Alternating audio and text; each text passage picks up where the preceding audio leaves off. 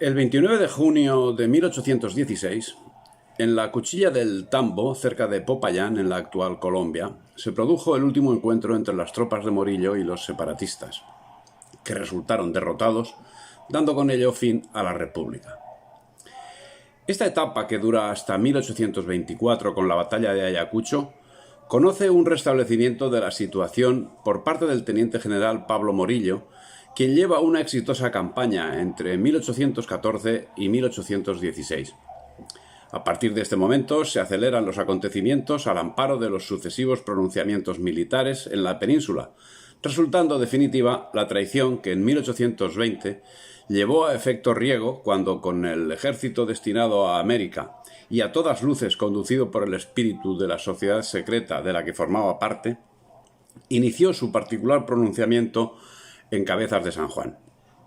La revuelta estaba controlada en la Nueva Granada, pero esa era una situación que no podía perdurar cuando el rey deseado pasó a ser el rey felón, y el enemigo de la hispanidad dejó de tener necesidad de la alianza con España porque el peligro de Napoleón había desaparecido. Si hasta ahora Inglaterra había sido pieza esencial para la formación y para el mantenimiento de los separatistas, ahora sería pieza esencial en su imposición.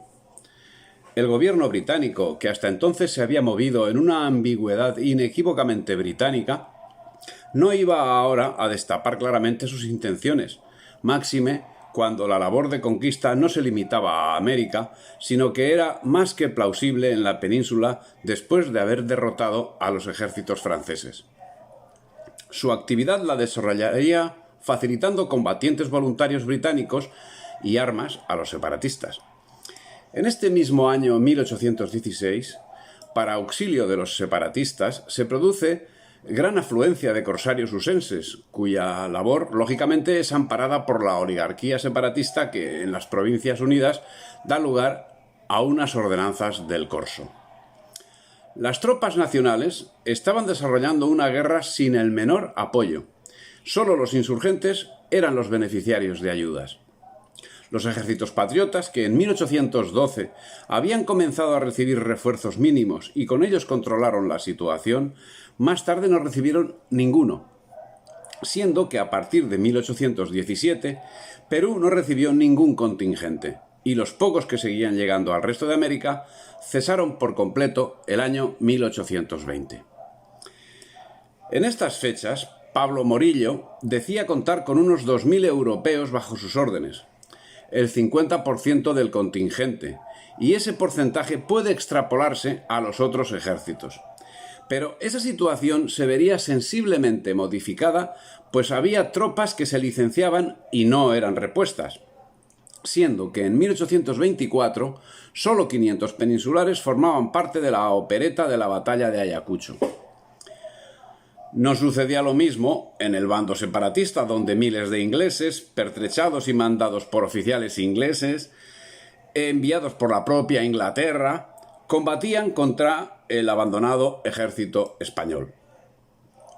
Solo la facción de Bolívar contó con entre 7.000 y 8.000 soldados británicos, los cuales le hicieron alcanzar grado de general y hasta de embajador, compaginando estas funciones con las de representante diplomático de la Gran Bretaña, como señala, y era el caso del mismo Oleari.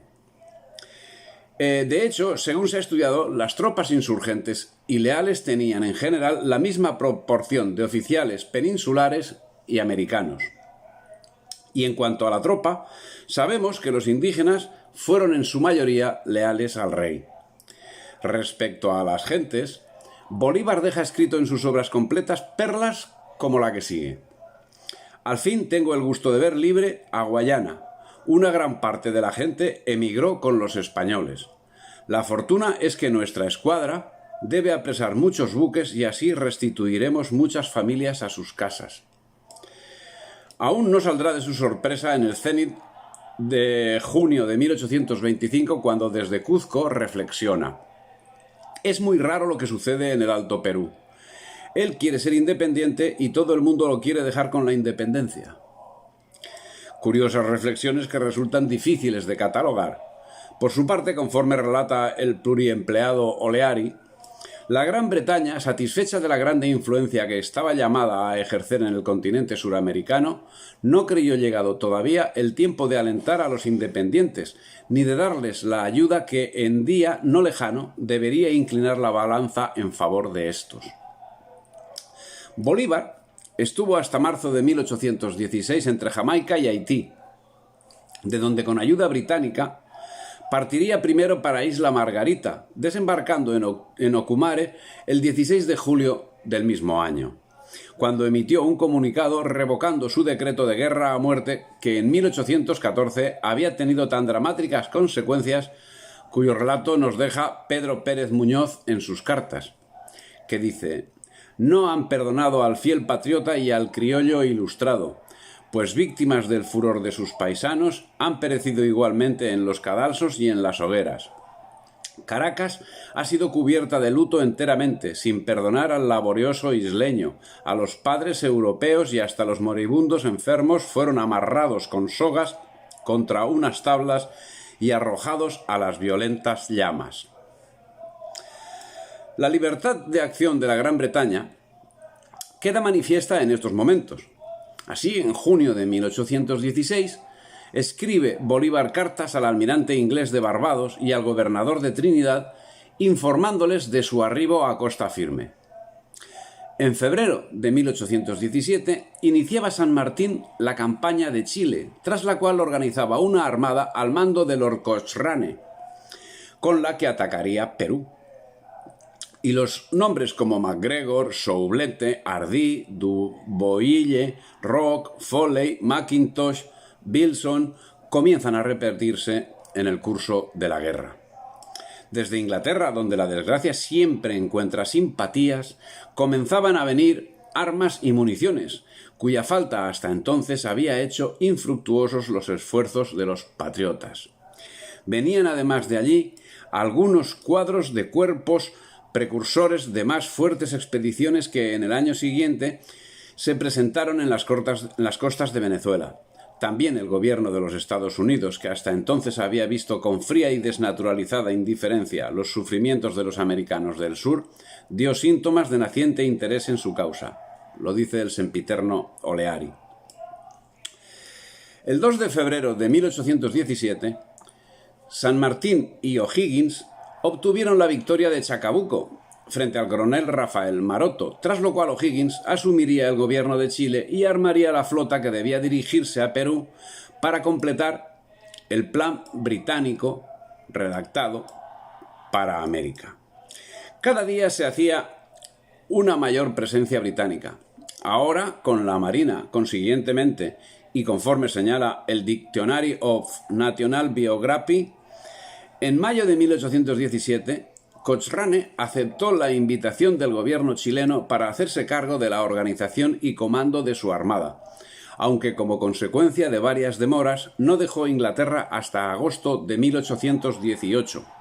Arribó a Valparaíso el 28 de noviembre y de allí siguió de inmediato a Santiago, donde fue recibido con el mayor entusiasmo. La noche del 5 de noviembre, los botes se internaron en el puerto.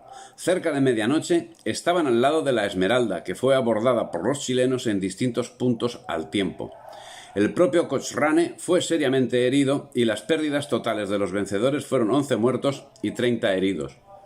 El fuego, sin embargo, hizo menos daño del que podía haberse esperado, siendo neutralizado por uno de esos simples pero ingeniosos expedientes en los cuales la mente de Cochrane era particularmente fértil y que, más aún que sus brillantes movimientos, marcaron sus éxitos.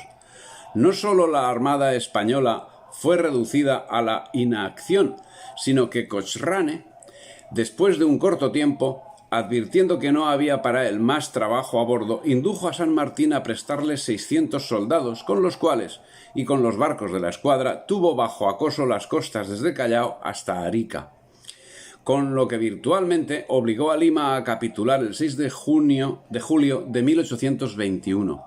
San Martín, aunque había hecho poco o nada, apareció entonces para recibir los honores y los premios. Evidentemente, para los ingleses el brillo de la victoria militar no era sino un brillo menor. el año 1818 la situación giró a favor de los separatistas. Las tropas nacionales estaban desgastadas y eso dio pie a que en 1819 en Angostura se proclamase el Supremo Congreso de la República, al tiempo que el ejército separatista se iba haciendo con el control del territorio, siempre con el apoyo británico, el cual se fortaleció el 21 de enero de ese mismo año con el aporte de un cuerpo de voluntarios británicos al mando de James Roque, que arribaron a bordo de dos barcos, el Perseverante y el Tartare. Los separatistas ganan, el 5 de abril de 1818, una batalla naval en Maipú, en un acto naval producto de una traición urdida en Madrid. Las naves de los libertadores izaron la bandera inglesa y abordaron la fragata María Isabel. Una columna de 50 marineros se apoderó del buque. Tras la batalla, Mariano Osorio, de acuerdo con el virrey de Perú, se retiró al sur para mantener la guerra con el concurso del pueblo mapuche. El 17 de julio de 1819, bajo el mando de Juan Saint-Just, la guarnición del Fuerte Magdalena en Barcelona se rinde ante la Legión Británica. En esta ocasión compuesta principalmente por irlandeses y comandada por Rafael Urdaneta. Acto seguido, en uno de los episodios más sangrientos y cobardes de la guerra separatista americana, asesinaron a toda la guarnición, procediendo posteriormente al saqueo de la ciudad. El 10 de agosto del mismo año, Bolívar entra victorioso en Santa Fe de Bogotá y el 11 de septiembre anuncia la creación de la Gran Colombia, de la Unión de Nueva Granada y Venezuela. El 28 de octubre del mismo año 1819, los realistas al mando de Ignacio Pérez recuperan Nacogdoches, que había sido ocupado por los estadounidenses dirigidos por James Long. Pero el control sobre la mayoría del territorio y de los recursos seguía en manos de Morillo, y el ejército al servicio de Inglaterra se encontraba en situación tan lamentable que Bolívar escribió a Santander: casi todos los soldados se han ido a sus casas, las provisiones de boca se han reducido, los hombres están cansados de comer plátano, plátano en mañana, plátano en tarde y plátano en noche, los enfermos se mueren de hambre, nos vamos a ver en un conflicto del demonio. En una correspondencia fechada el 20 de mayo de 1820, se evidencia la desesperación del libertador cuando escribe: mi edecán infante le ganó unos reales al cura de San Cayetano y con ellos me está manteniendo. Ya no tenemos sobre qué caernos muertos, todo se ha agotado y ya nos morimos de miseria. El tiempo transcurría y la inactividad consumía la intranquilidad de Bolívar. Día a día lo paso en pensar y la noche en soñar.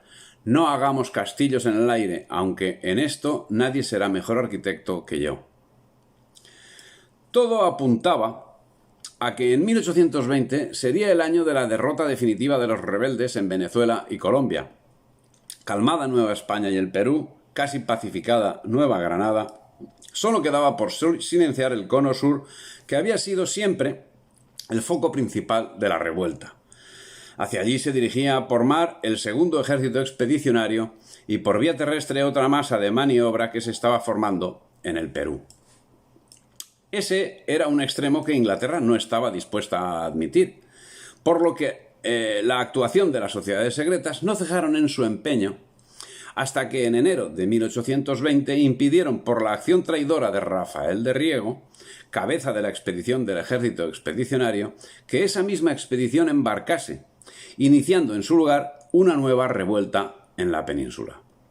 La actividad para la formación del contingente de apoyo a las tropas de Morillo concentró a la tropa expedicionaria a finales de 1819 en Cádiz, dispuesta a embarcar en los primeros días de enero, pero, como hemos dicho, el 1 de enero de 1820, Riego arengó a las tropas, diciendo: España está viviendo a merced de un poder arbitrario y absoluto, ejercido sin el menor respeto a las leyes fundamentales de la nación. El rey, que debe su trono a cuantos lucharon en la guerra de la independencia, no ha jurado, sin embargo, la Constitución, pacto entre monarca y el pueblo, cimiento y encarnación de toda nación moderna. La Constitución española, justa y liberal, ha sido elaborada en Cádiz entre sangre y sufrimiento. Mas el rey no la ha jurado y es necesario para que España se salve que el rey jure y respete esa Constitución de 1812, afirmación legítima y civil de los derechos y deberes de los españoles, de todos los españoles, desde el rey al último labrador. Sí, sí, soldados, la Constitución. ¡Viva la Constitución! El soborno estaba detrás de esta actuación criminal. Lo reconoce Juan Martín de Pueyrredón en carta al ministro plenipotenciario de los Estados Unidos en estos términos. Don Tomás Lezica y don Andrés Argüelles, naturales de Buenos Aires y establecidos con crédito en la plaza de Cádiz, fueron los agentes que llevaron a su término aquella arriesgada empresa. Fueron facultados para invertir las sumas de dinero que fuesen necesarias y autorizados para empeñar la responsabilidad del gobierno a todo lo que obrasen conducente al intento. El acto de alta traición tendría frutos inmediatos. La sublevación de Riego inició en la península un nuevo periodo de conflictividad, pero su efecto más importante lo tuvo en el desarrollo de la conquista británica de América, que contaba con varios frentes. Tras la sublevación de Riego, el gobierno del trienio liberal suprimió todo tipo de auxilio a los realistas americanos, paralizó las operaciones militares de forma unilateral y envió negociadores a los separatistas, convirtiéndose de hecho en un aliado de los movimientos secesionistas.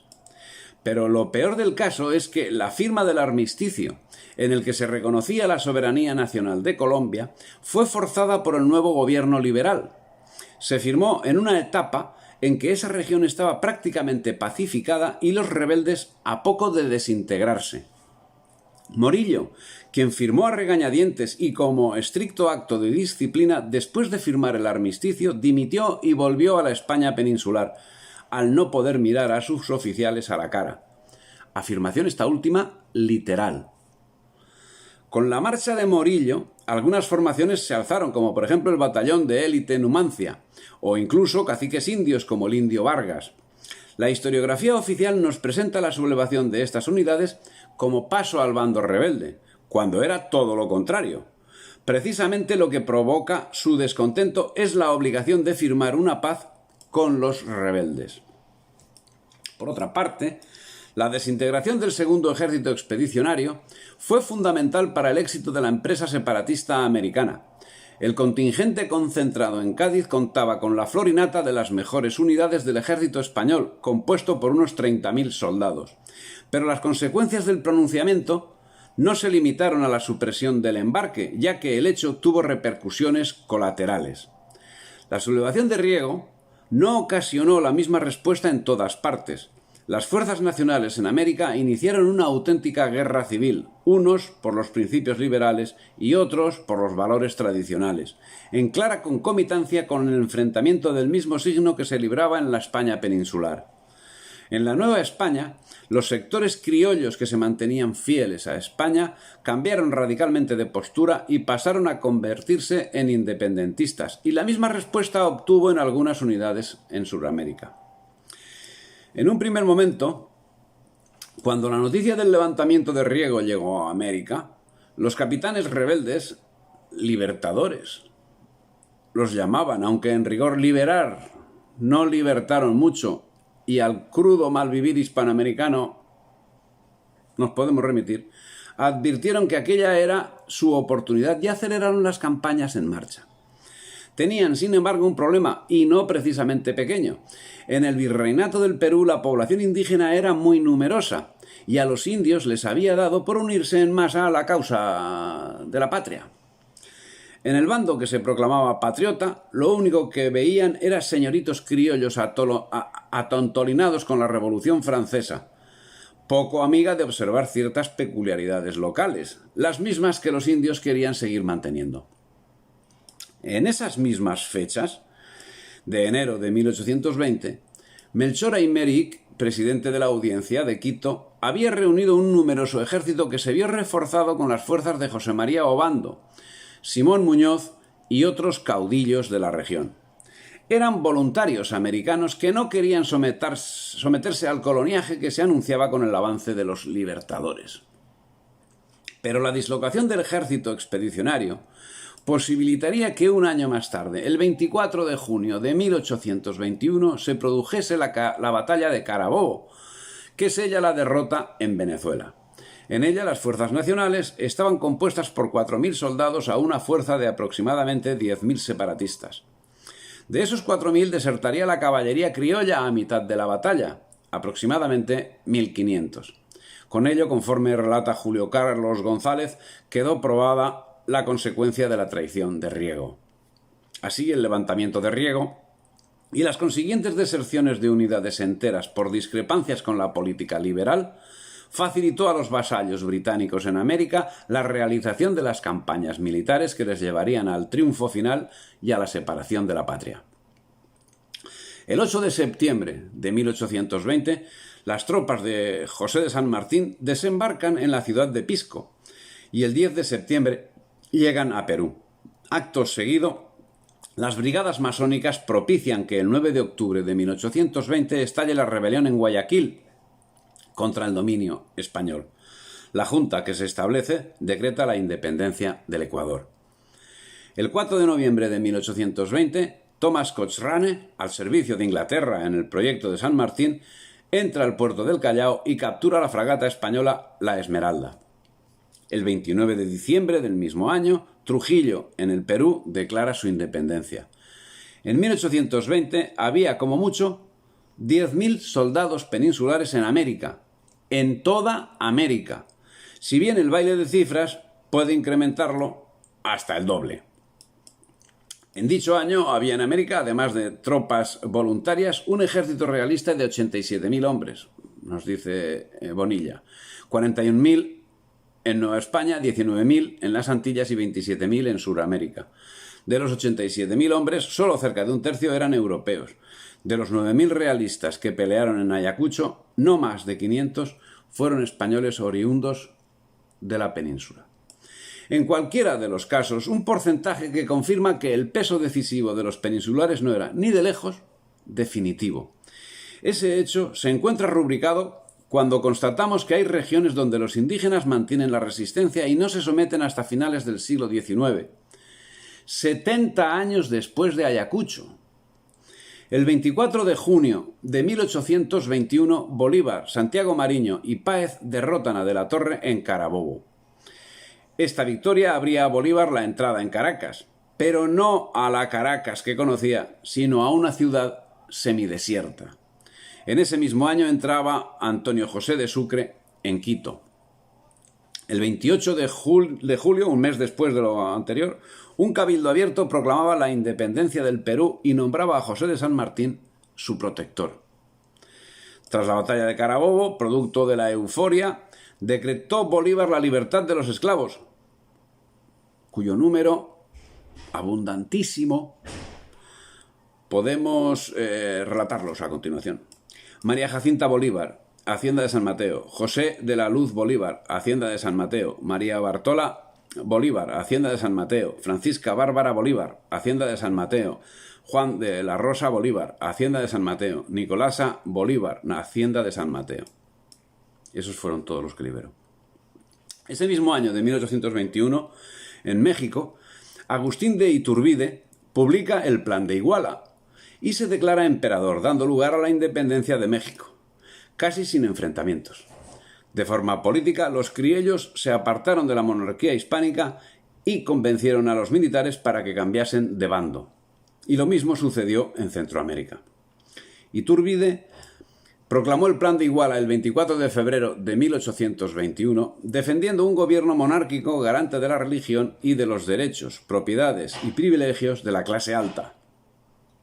Este levantamiento contó con el apoyo de la élite y obligó a España a reconocer la independencia de México tras firmar el Tratado de Córdoba de 24 de agosto. Un mes más tarde, las principales autoridades mexicanas firmaban la Declaración de Independencia del Imperio Mexicano, siendo Iturbide nombrado presidente. Posteriormente, el Congreso mexicano nombrará a Iturbide rey con el nombre de Agustín I. El reinado duraría desde el 21 hasta el 19 de marzo de 1823. Pero a lo largo y ancho de toda América, en México o en Venezuela, en Perú, Chile o Panamá, ¿dónde estaba la movilización popular. Existen pocos indicios de una movilización popular a gran escala en 1821 o posteriores. El ejército de Bolívar, por ejemplo, se vio obligado a recurrir a medidas propias del enganche para obtener de los pueblos los hombres que le eran necesarios. Estos fueron conducidos a los centros de operaciones bajo fuerte custodia para evitar su deserción. Pero, pese a esta vigilancia, los desertores fueron tan numerosos como los reclutas. Los oficiales locales, en efecto, informaban continuamente de que los indios desertaban de sus hogares y huían a las montañas. Y Luis Corsi Otálora remacha el clavo, diciendo: los viajeros y observadores extranjeros consignaron en sus memorias de viaje que a los reclutas se les ataban las manos durante las marchas y solo les eran entregadas armas y caballos poco antes de entrar en combate. A estas alturas de los hechos la suerte estaba echada. El 24 de mayo de 1822 se produjo la batalla de Pichincha. Los 3.000 efectivos que ganaron la batalla del Pichincha eran mayormente soldados reclutados en Colombia, Venezuela e Inglaterra, como correspondía al ejército multinacional que había nombrado y armado Bolívar. Sin embargo, no se encontraban quiteños. Julio Albi explica el siguiente dato fundamental acerca de la batalla de Pichincha. El ejército realista, en la que sería su última batalla en el Reino de Quito, estaba formado sobre todo por americanos. Los jinetes procedían todos del reclutamiento local, criollos y quiteños, por tanto. En cuanto a los infantes, el batallón de tiradores de Cádiz era casi todos europeos, y los otros cuerpos españoles o realistas, compuestos de americanos. Ingleses versus quiteños. Papel destacado en esta batalla fue el protagonizado por el batallón Albión, compuesto en su totalidad por británicos. El 25 de mayo de 1822 se firmó la capitulación en Quito, tras la batalla acontecida el día anterior. El general Melchor de Aymerich, comandante del ejército realista, y Antonio José de Sucre como comandante general de la División Unida al sur de la República. La suerte estaba echada, sí, pero la lealtad de España no desapareció con la derrota de las fuerzas virreinales en el Pichincha. Tampoco tranquilizaban al Ecuador las opresivas exacciones de dinero y propiedades llevadas a cabo por el Libertador y sus segundos mientras se preparaban para invadir el Perú en 1822-1823. Estaba tocando el final. En la península no se recibían noticias y a finales de 1823 los ejércitos nacionales carecían de suministros de guerra, lo que les llevó a capitular. No obstante, las guerrillas persistirían con fuerza hasta los años 30, siendo que algunas, como queda señalado, llegaron casi hasta finales del siglo XIX. Y es que, como ya hemos señalado, a la desidia y a los enfrentamientos existentes en la península se unía que, como fruto de esos mismos enfrentamientos, como ya hemos visto, los realistas también estaban divididos. Pedro Lañeta se oponía al virrey La Serna y los liberales españoles, y cuando en 1823 fue abolida la Constitución de Cádiz, se alzó nuevamente. Eran las consecuencias de unas actuaciones que parecen medidas, y no casuales, tendentes a la derrota de España. Pese a que las tropas del virrey lograron derrotar a Olañeta en el Alto Perú, esta campaña fratricida significó la desaparición de 10.000 veteranos, soldados realistas de ambos bandos y el desmontaje del aparato defensivo realista. El virrey trató desesperadamente de organizar un nuevo ejército recurriendo a la recluta masiva de campesinos en la sierra, pero estas tropas carentes de instrucción y de disciplina no eran comparables a las que tantos triunfos habían obtenido en las campañas anteriores y que ahora se encontraban casi todas en el sepulcro o en el hospital. Aún así, el virrey obtuvo un sonado y último triunfo en Corpahuayco, que, de haber sido aprovechado, podría haber resuelto la campaña en su favor, pero sus tropas recibieron 2 puntillas, en Junín y en Ayacucho, tras lo cual su bisoño ejército se dispersó por completo. Incapaz de continuar la lucha, el ejército real del Perú capituló tras la batalla. El 6 de agosto de 1824 tuvo efecto la batalla de Junín. Al mando del realista José Canterac, 1.300 hombres a caballo y 2.700 a pie y los independentistas a las órdenes de Simón Bolívar con 1000 hombres a caballo y 7900 a pie. En esta batalla, curiosidad de los tiempos, no se disparó ni un solo tiro. El combate se desarrolló con la caballería a lanza de los llaneros venezolanos y a sable, y a pesar del número de combatientes y la duración del combate de 45 minutos, las bajas fueron 248 realistas y 148 separatistas, de los cuales 64 pertenecían al regimiento Húsares del Perú, que después de la batalla vio cambiado su nombre por Bolívar a Regimiento Húsares de Junín, actualmente Guardia de Honor de la Presidencia de la República Peruana. Tras la batalla de Junín, Bolívar confió a Sucre la comandancia del ejército, que acabará derrotando a las tropas españolas el 9 de diciembre del mismo año en la célebre batalla de Ayacucho, donde caería prisionero el propio virrey La Serna. Batalla que es conocida como la última de la emancipación americana, pero hay quien afirma que no fue ni lo uno ni lo otro. Es más, hay quien la califica de tragicomedia. Podríamos decir que la batalla estaba decidida desde antes de empezar y no andaríamos muy desencaminados. De hecho, duró muy poco y consistió básicamente en una gran carga de las tropas realistas sobre las rebeldes que se habían situado sobre el llano en la posición adecuada. El ejército del virrey estaba cansado, hambriento y falto de efectivos bregados. Con experiencia, muchos de los que tenía se habían pasado al enemigo. No olvidemos que en los dos bandos eran igual de españoles, misma lengua, mismos uniformes y misma mala leche. O habían muerto en las sucesivas escaramuzas de la campaña. Además, andaba corto de intendencia y llevaba meses triscando por las sierras, enfrentándose primero a los absolutistas y luego a los independentistas. Era, en definitiva, un ejército condenado a la derrota. Hay incluso una teoría que afirma que el fatal desenlace estaba pactado. De la Serna simpatizaba con las ideas liberales, y allí, en las remotas tierras del altiplano peruano, esas ideas las representaba Sucre, y no Fernando VII. Evidentemente, es solo una teoría, pero abunda en la idea de que las guerras americanas fueron en realidad una gran confrontación civil entre españoles, y no una guerra patriótica de liberación, como nos han vendido. El ejército separatista en aquel momento estaba comandado por José de Sucre y el realista por el virrey José de la Serna, como hemos dicho. Las tropas del Ejército Real del Perú en realidad estaban formadas por una gran mayoría de indígenas quechuas, aymaras y mestizos vencidos en encuentros anteriores. Soldados y montoneros patriotas cautivos fueron así arrastrados a combatir por el rey. Por otro lado, las fuerzas realistas hacía ya 4 largos años que no recibían provisiones de España. Tras una breve resistencia, los oficiales españoles comenzaron a rendirse ante el asombro de sus soldados peruanos. El virrey de la Serna fue herido y hecho preso. Su lugarteniente le dijo abiertamente: «Esta farsa ha llegado demasiado lejos». Los primeros escarceos habían comenzado a las 9 de la mañana y a la 1 de la tarde todo había terminado. Las cifras más creíbles nos dejan 1.400 muertos realistas contra 300 muertos separatistas. Algunos autores defienden la tesis de que los jefes del ejército del rey pactaron su propia derrota con los independentistas en esta batalla.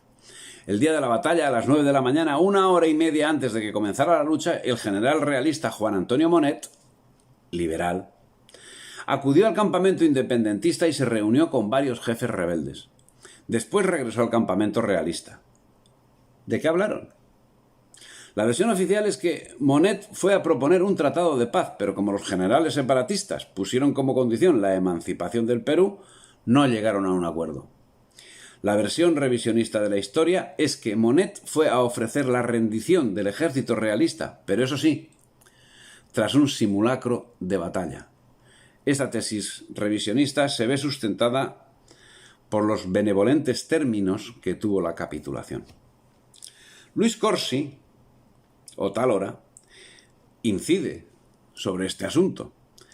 Dice: luego de combates, maniobras y transacciones secretas entre masones de ambos bandos, el criollo Pío Tristán, último virrey en Hispanoamérica, se verá obligado a capitular. Resulta altamente significativo que el último virrey de Hispanoamérica haya sido suramericano y masón.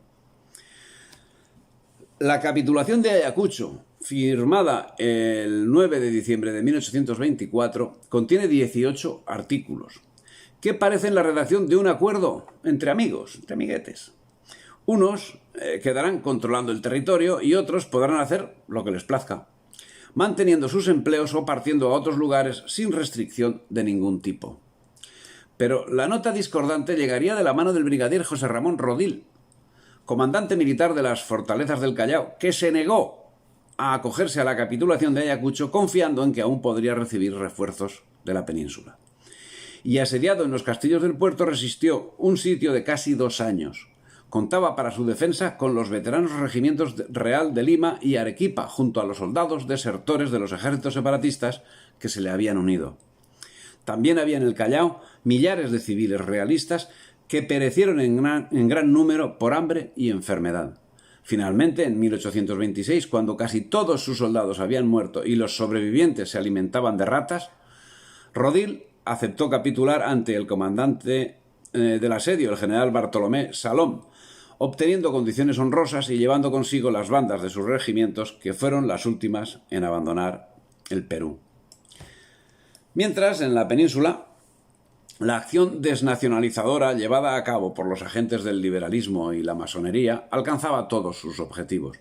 La España del siglo XIX ya no era la España emprendedora y orgullosa de los siglos anteriores, sino una colonia británica en regla, en desarrollo, pero en regla, donde, sin ambiciones de cosas grandes, sus gentes se desangraban en pequeñas rencillas mientras olvidaban el destino universal que los había hecho grandes.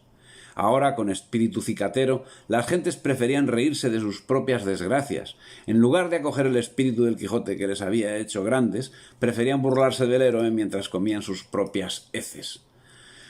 Las noticias provenientes de América fueron recibidas con indiferencia. No fue distinto a ese sentimiento el felón, Fernando VII, que poco había hecho por reforzar las tropas realistas. A lo mejor había hecho por debilitarlas. A los veteranos de la guerra se les empezó a conocer con sorna y desprecio como ayacuchos. Les acusaban de haberse dejado ganar. La batalla pronto fue olvidada y los españoles de los dos lados del océano se dedicaron a sus cosas, fundamentalmente a pelearse entre ellos, que es, con diferencia, lo que mejor se nos ha dado a los españoles.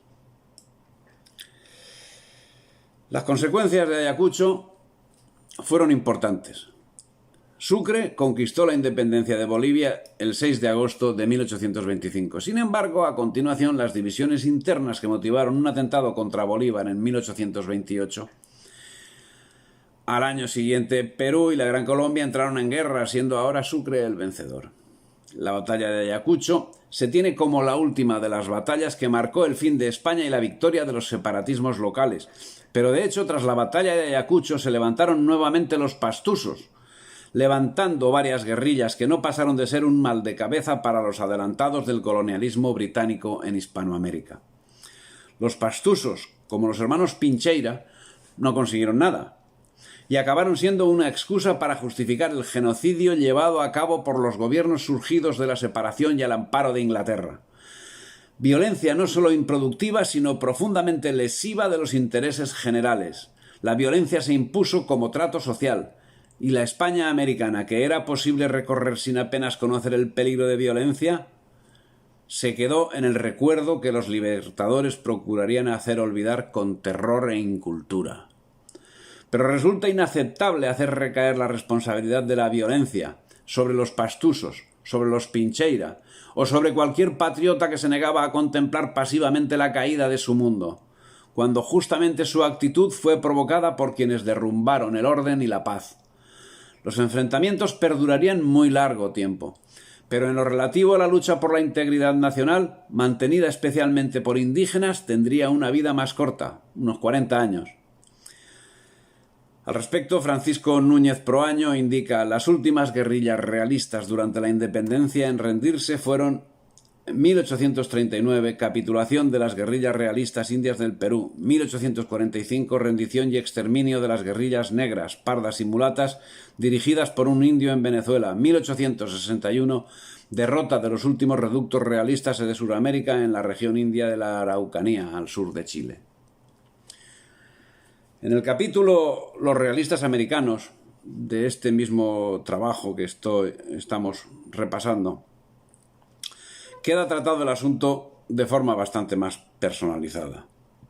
Lo triste no es solo que con la laminación de España en 2 docenas de estados inviables se esfumó en el mundo la referencia a los principios que permiten hoy encontrar la realidad racial existente en América, sino que nadie sabía por qué, ni para qué, ni contra quién luchaba. Luego vendrían los comediógrafos inventando la historia oficial, distorsionando los hechos acaecidos. Pero la triste realidad de la conquista de América por parte de la Gran Bretaña tiene una consecuencia demográfica terrible. En la época de Rosas en las Provincias Unidas, guerra, masacre y reemplazo de la población con decenas de miles de asesinatos cometidos. En la época de Mitre, guerra, masacre y reemplazo de la población. Masacre en la guerra de Paraguay con el exterminio de los negros. A final de la guerra quedan 200.000 mujeres y 13.000 chicos. A partir de este momento se acentuó la debilidad de la élite criolla. Sus miembros empezaron a sufrir dificultades económicas y para salvar su estatus subordinaron el control económico de Inglaterra, como también sucedía en la península. Y el Estado, con el permiso británico, que premiaba así el apoyo recibido, pasó a manos de la oligarquía, la cual no tardó en establecer formas políticas despóticas, que actualmente padecemos. Hay algo que en cualquier caso llama la atención sobre el verdadero color de los movimientos separatistas, y que a pesar de haber sido señalado, conviene remarcarlo nuevamente. Tanto en la batalla final de Ayacucho como en las otras batallas anteriores y posteriores, el concurso de peninsulares es poco más que testimonial, algo que merece la pena ser comprobado con otros procesos. Téngase muy en cuenta que mientras el ejército español peruano apenas contaba en diciembre de 1824 1.500 europeos sobre las armas en toda la extensión de aquel virreinato, el ejército británico, que guarnecía los establecimientos del norte de América, se componía de 50.000 hombres, auxiliados de una marina poderosa.